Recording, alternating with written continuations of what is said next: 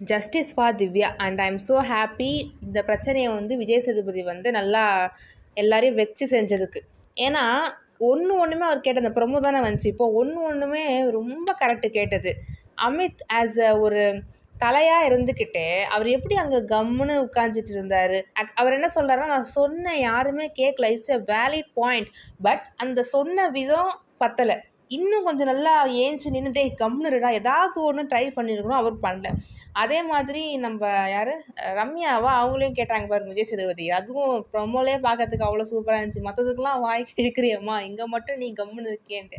அதுக்கப்புறம் சாண்ட்ரா, இதுவே நீங்கள் பிரஜினுக்கு நடந்திருந்தால் கம்முன்னு இருந்திருப்பீங்களான்னா, சாண்ட்ராக்கு வந்து அப்போ திவ்யாவை ஃபைட் பண்ணது ரொம்ப சந்தோஷமாக தான் இருந்திருக்கும் இல்லையா?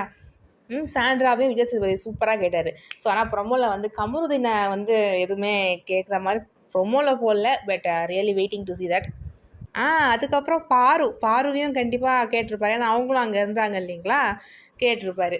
ஓகே, இன்றைக்கி பார்க்கலாம், சூப்பராக இருக்கும். அதே மாதிரி திவ்யாவுக்கு வந்து பார்த்திங்கன்னா, ஸோ திவ்யா சைடு கரெக்டாக கமருதீன் சைடு கரெக்டான்றதை விட, அது எப்படி உனக்கு ஒரு கண்டஸ்டன்ட், உங்கள் வீட்டில் இருக்க கண்டஸ்டன்ட்டு நீங்கள் எப்படி அப்படியே கமருதீன் பேசுனதை பார்த்தீங்களா? அப்படியே ரொம்ப திமுறா, அப்படியே என்ன தான் இந்த பெரிய இது மாதிரி திமுற போடி அப்படின்றது, என்ன அப்படியே ரொம்ப லோக்கலாக, ஐயோ சச் அ பேட் பிஹேவியர்.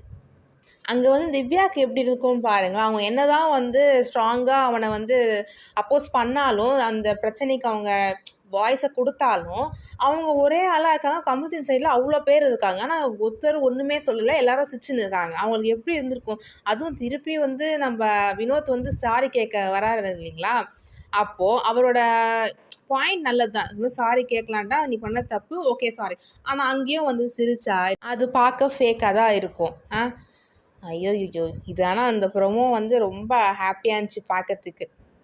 அதே மாதிரி கமருதீன் வந்து ஸ்டார்டிங்கில் வந்து நீங்கள் சரியாக ஆடல அப்படின்னாங்க. சென்டராக கொஞ்சம் பார்த்தீங்கன்னா கொஞ்சம் நடுவில் வந்து ஓகே நீங்கள் நல்லா ஆடுறீங்க. இப்போ பழைய மாதிரியே வந்துட்டார். இந்த பார்வதி கூட சுற்றிக்கின்னு ஐயோ பார்க்கவே என்ன சொல்கிறது, ஒரு மாதிரி இரிட்டேட்டாக இருக்குது பார்க்கறதுக்கு. 2 பேர் ஃபேஸை பார்க்கறதுக்கே எனக்கு. சரி, ஓகே கைஸ், இன்றைக்கி பார்ப்போம் என்ன நடக்குதுன்னு. உங்கள் கருத்துக்களை கமெண்ட் செக்ஷனில் ஷேர் பண்ணுங்கள்.